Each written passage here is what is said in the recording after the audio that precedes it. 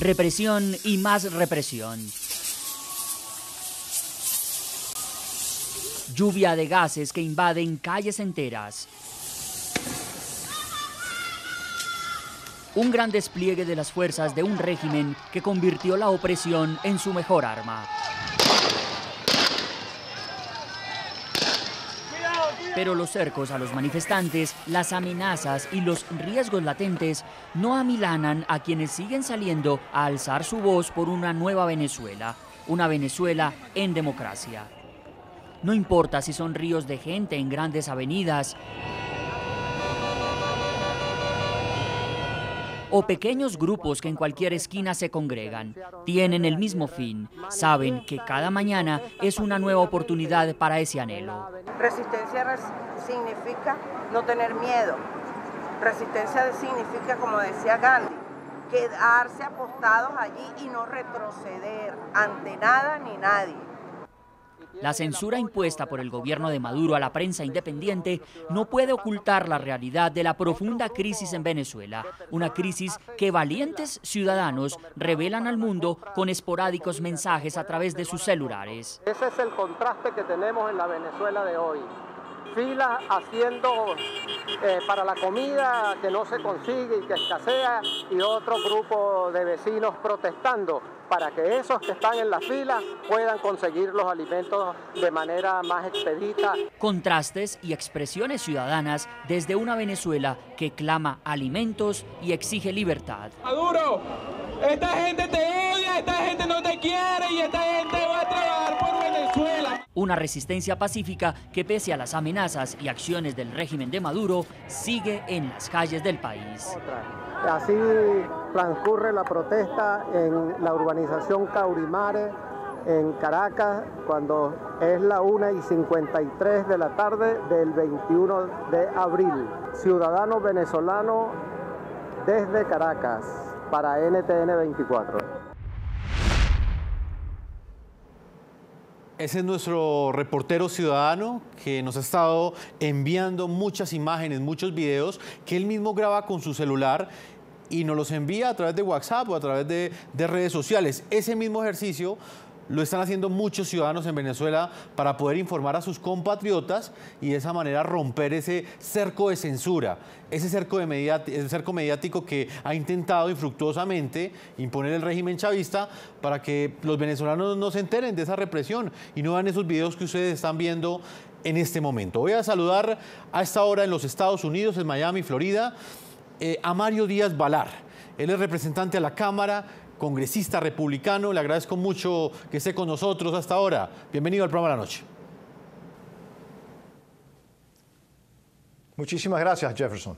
Congresista, ¿cómo puede apoyar en este momento Estados Unidos a esos ciudadanos que están saliendo a las calles a exigir democracia? Sencillamente están pidiendo que sean convocadas unas elecciones para que sean sencillamente los venezolanos los que decidan si quieren o no que el régimen de Nicolás Maduro continúe en el poder, y en respuesta reciben ellos represión. ¿Cómo puede apoyar los Estados Unidos estas protestas, estas manifestaciones? Jefferson, es haciendo lo que usted acaba de decir, que es apoyar a la oposición, apoyar al pueblo venezolano y utilizar todos los medios diplomáticos a través de la presión diplomática y también no solamente diplomática, pero económica, para presionar al régimen y al mismo tiempo apoyar a la oposición. El pueblo venezolano está demostrando ser, bueno, los herederos de Bolívar, ¿no? Están demostrando una valentía, una pasión por la libertad y la democracia, y hay que apoyar de una forma muy seria a ese heroico pueblo. Hay unas imágenes que, como lo decía en el primer bloque de este programa, le han dado la vuelta al mundo. Una de ellas es de un hombre desnudo, intentando frenar una tanqueta, también una mujer de avanzada edad que quiso de alguna manera enviarle un mensaje al mundo y se plantó frente a una de esas tanquetas que ustedes ven en estas imágenes. Cuando usted percibe estas imágenes en los Estados Unidos, ¿qué siente usted en condición de congresista y quizás uno de los representantes de la Cámara que ha estado constantemente defendiendo la democracia para Venezuela, Para usted, ¿qué representan estas imágenes? Bueno, primero, obviamente, tenemos que siempre recordar el sufrimiento que está atravesando el pueblo venezolano. Está sufriendo muchísimo. Es una crisis humanitaria, además de las violaciones de derechos humanos. Pero vemos que el pueblo venezolano se está enfrentando a la violencia. El régimen de Maduro, que es el régimen de Maduro y Castro, ¿no?, es un régimen narcoterrorista, violento, asesino y corrupto. Y vemos que este valiente pueblo venezolano que ha tomado las calles para tratar de recuperar y recobrar su libertad, su dignidad y su soberanía. Y por lo tanto lo que yo siento es profunda admiración por ese pueblo, por esos que están arriesgando todos. Y hay que ahora el mundo, la comunidad internacional tiene que apoyar al pueblo venezolano, tiene que apoyar a ese Congreso electo de la oposición, que también son héroes, que van a trabajar, a tratar de luchar por la libertad a pesar de todas las dificultades. Así que hay que ahora demostrar solidaridad, apoyando al pueblo y a su Congreso electo, y al mismo tiempo hacer todo lo posible para sancionar y presionar a ese régimen narcoterrorista corrupto y que ahora ha demostrado además que es un régimen asesino. En el año 2014 hubo unas protestas quizás similares, pero para ese entonces el presidente de los Estados Unidos era Barack Obama. Hoy el presidente es Donald Trump. ¿Qué cambia en la política exterior de los Estados Unidos frente a Venezuela con la llegada del presidente Donald Trump? Y se lo pregunto específicamente en el contexto de estas nuevas manifestaciones que se dan 3 años después del 2014, en este 2017. Un cambio dramático. El presidente Obama hacía todo lo posible para apaciguar a todos los enemigos de la democracia, incluyendo al régimen en Venezuela. Vimos que intervino para evitar que el pueblo se organizara y se tirara a las calles. Y ahora vemos un cambio dramático. Vemos, por ejemplo, que una de las primeras cosas que hizo el presidente Trump fue sancionar como narcotraficante al llamado vicepresidente. No es vicepresidente, es un llamado vicepresidente porque es una dictadura lo que existe en Venezuela. Así que está sancionando a personas claves dentro de ese régimen. Y yo creo que se va a ver aún más presión de parte de la Casa Blanca de los Estados Unidos en contra de los que están violando los derechos de los venezolanos, y también más apoyo, de una forma más directa, a la oposición. Comenzando con lo que ya hemos visto, apoyo público a esa oposición y sanciones públicas y severas a los que están violando los derechos humanos de los pueblos, de los venezolanos. Usted, como congresista de los Estados Unidos, señor Mario Díaz-Balart, ¿está de acuerdo con sanciones económicas?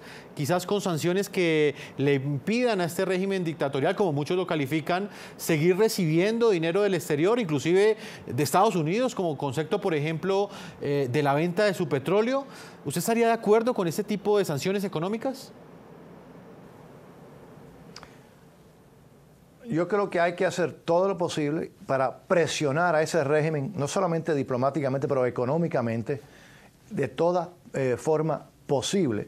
Este es un régimen que no va a soltar el poder porque de pronto va a cambiar de opinión. Este es un régimen que está asesinando a su propio pueblo, que le está violando los derechos de su propio pueblo, que ha interrumpido a todas las instituciones democráticas del país, las ha destruido.